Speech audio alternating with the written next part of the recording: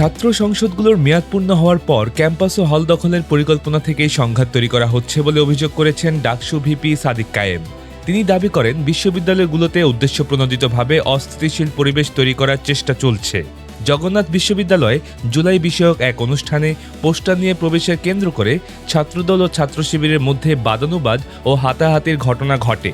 এ ঘটনার পর জবিতে জাসাস ও ছাত্রদলের হামলায় জবি শিবিরের ভিপি ও জিএস, ইনকিলাব মঞ্চ, ছাত্রশক্তি ও সাংবাদিক সহ একাধিক শিক্ষার্থী গুরুতর আহত হয়েছেন বলে সামাজিক যোগাযোগ মাধ্যমে অভিযোগ তোলেন তিনি।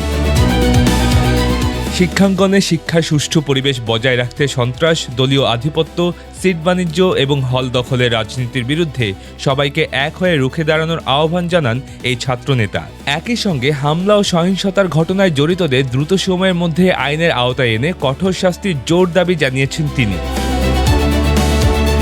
দেশের শিক্ষা ও জাতীয় রাজনীতি সংক্রান্ত সব নির্ভরযোগ্য খবর সবার আগে পেতে dinajpurtv.com এর সাথে যুক্ত থাকুন। Multimedia desk, Dinajpur TV.